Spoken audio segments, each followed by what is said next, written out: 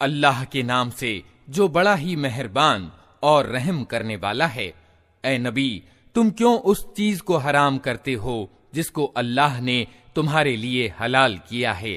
क्या इसलिए कि तुम अपनी बीवियों की प्रसन्नता चाहते हो? अल्लाह माफ करने वाला और दया करने वाला है। अल्लाह ने तुम लोगों के लिए अपनी कस्मों की पाबंदी से निकलने का तरीका निश्चित कर दिया है। अल्लाह तुम्हारा संरक्षक है और वही सर्वज्ञ और तत्वदर्शी है।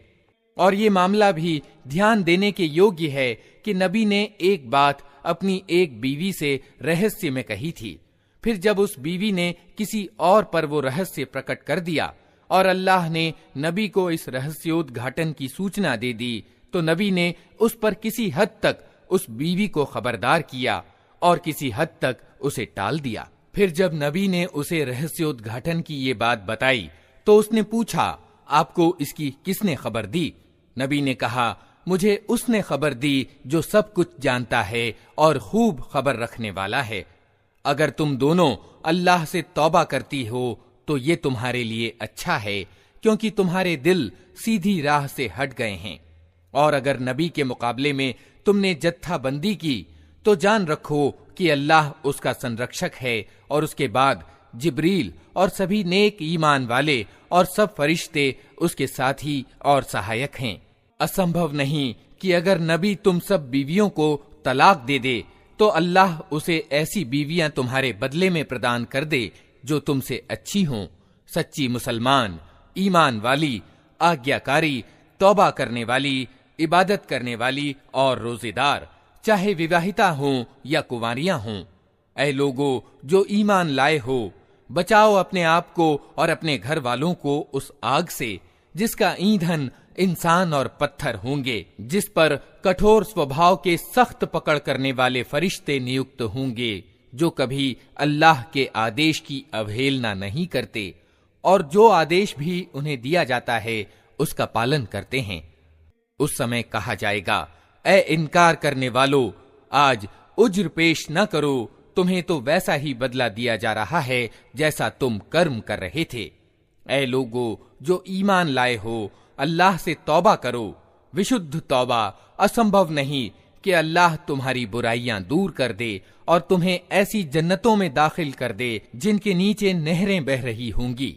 ये वो दिन होगा जब अल्लाह अपने नबी को और उन लोगों को जो उसके साथ ईमान लाए हैं रुस्वा नहीं करेगा।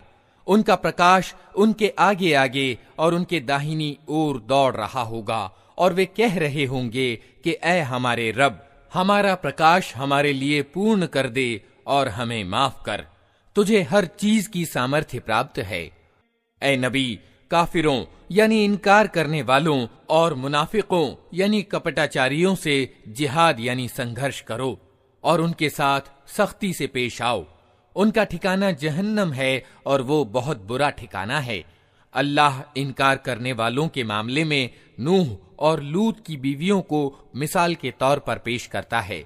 वे हमारे दो नेक बंदों के निकाह में थीं, मगर उन्होंने अपने उन शौहरों के साथ विश्वासघात किया और वे अल्लाह के मुकाबले में उनके कुछ भी काम ना आ सके। दोनों से कह दिया गया कि जाओ, आग में जाने वालों के साथ तुम भी चली जाओ।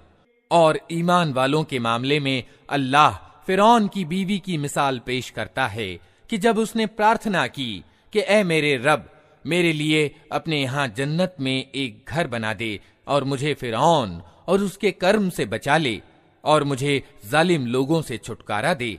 और इमरान की बेटी मरियम की मिसाल देता है जिसने अपनी शर्मगाह यानी सतीत्व की रक्षा की थी।